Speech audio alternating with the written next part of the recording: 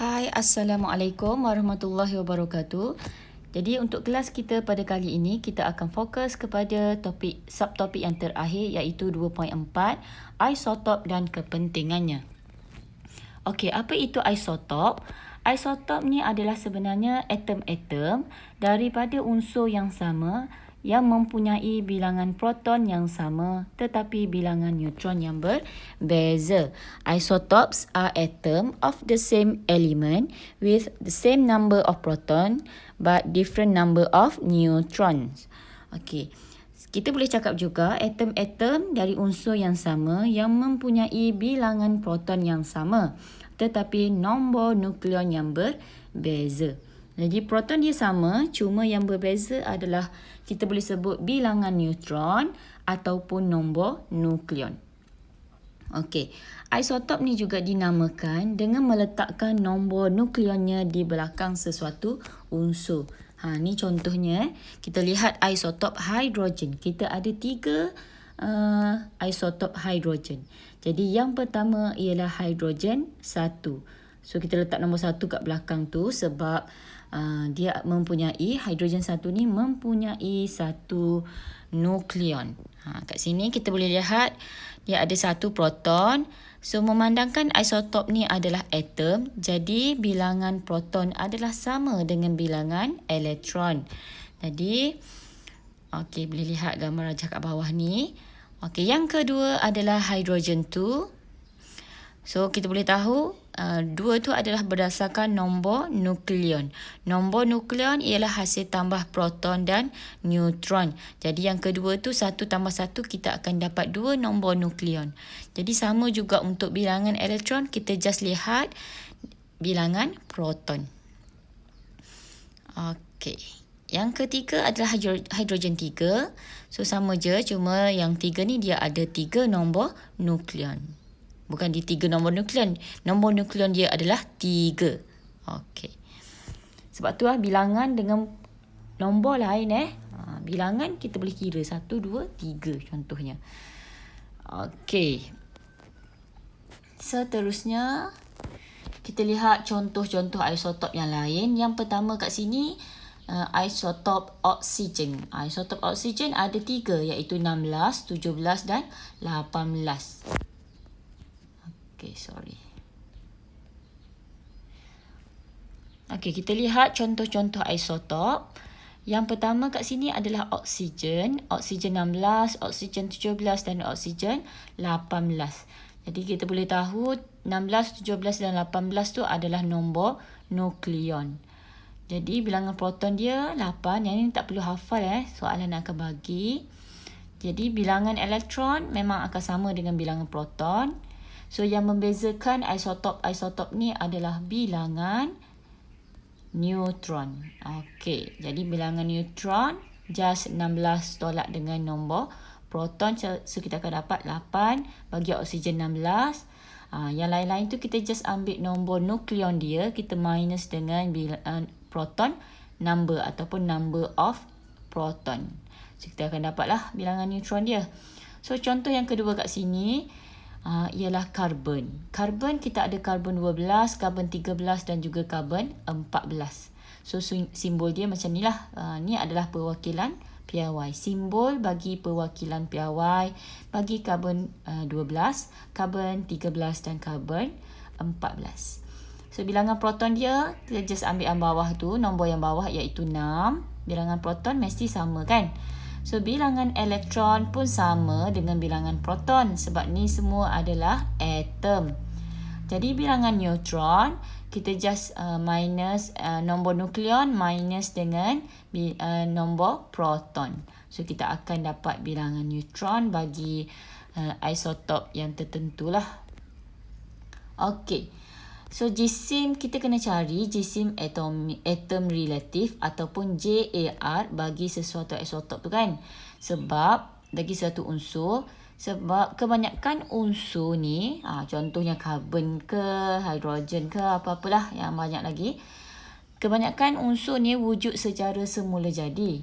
So dalam 2 atau lebih isotop, dia tak semestinya 3. Ada yang wujud 2 sahaja. Ada yang wujud 3 dan ada yang wujud lebih lah. Okey. So kewujudan atom-atom ni, kewujudan dia dia mempunyai kelimpahan semula jadi yang berbeza. Dalam satu sampel tu, contohnya tadi karbon kan, ada 12, 13, 14. Peratus natural abundance dia tu ataupun kelimpahan semula jadi dia tu adalah berbeza. Ada banyak, ada sedikit. Jadi dalam jadual berkala unsur, kita hanya tulis satu je JAR dia. JAR ni sebenarnya sama dengan nombor nukleon sesuatu unsur. Sebab dalam jadual berkala unsur tu, kita tulis satu sahaja JAR bagi sesuatu unsur tu. Jadi kita kena kira lah, memandangkan natural abundance dia, kelimpahan semula jadi dia tu berbeza. Jadi kita kena kira berapa jisim atom reaktif bagi sesuatu unsur tersebut. Jadi kelimpahan semula jadi ialah peratusan isotop yang wujud dalam sesuatu sampel semula jadi unsur. So peratusan dia ni berbeza bagi setiap atom dalam atom bagi unsur yang tertentu. Jadi ini adalah formula dia, JAR ataupun nombor nukleon lah mudahnya. So ialah hasil tambah peratusan isotop, kita darab dengan jisim isotop. So kita bahagi dengan 100.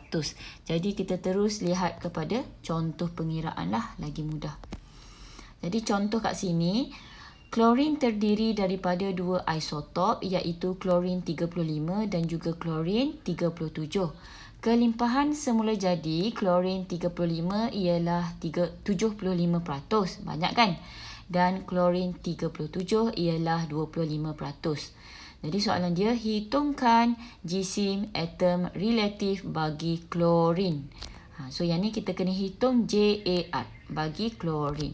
Jadi kita guna formula tadi. So jisim JAR bagi klorin ialah hasil tambah peratus isotop klorin 35 iaitu 75. 75 darab dengan jisim klorin 35 iaitu 35. Lepas tu kita tambah dengan peratus isotop klorin 37 iaitu 25. Kita darab dengan jisim klorin 37 iaitu 37.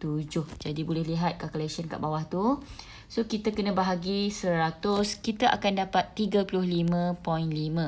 Jadi 35.5 ni adalah jisim atom relatif bagi klorin.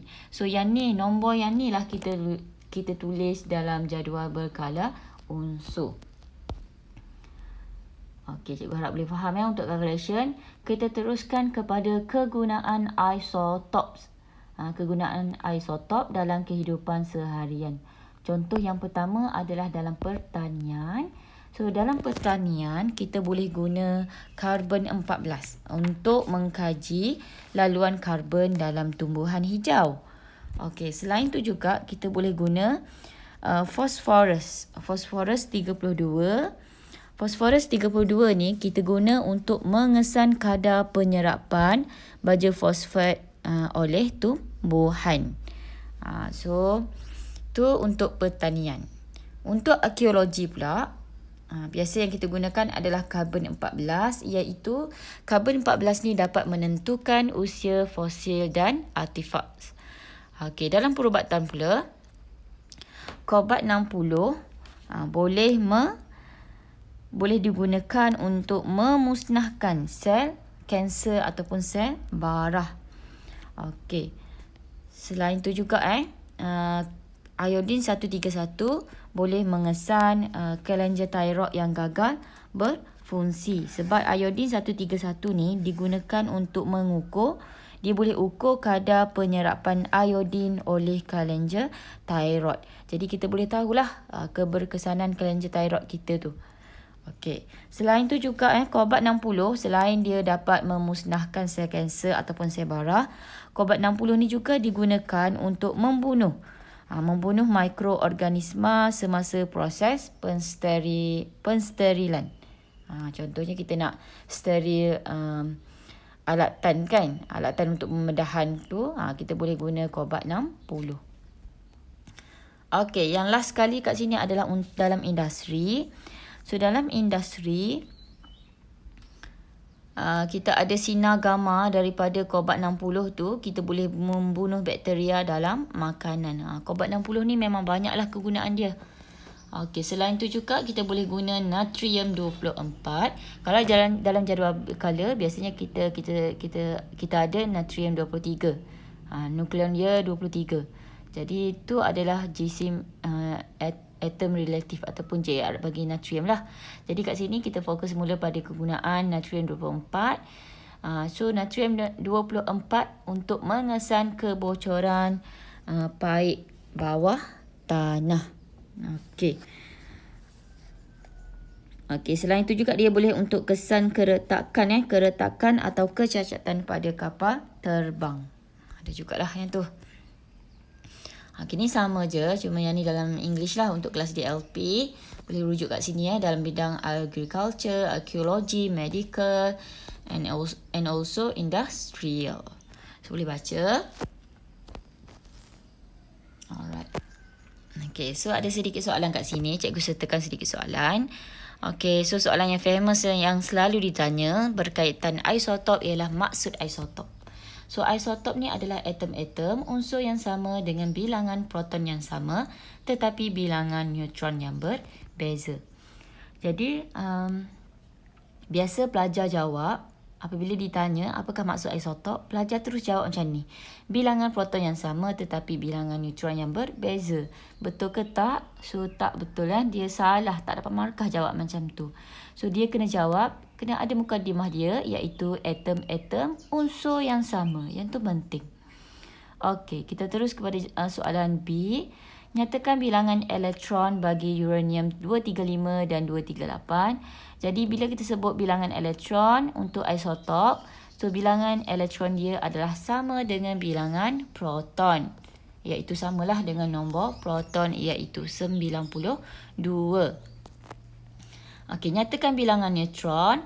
So bilangan neutron adalah nombor nukleon. Kita tolak dengan nombor proton. Jadi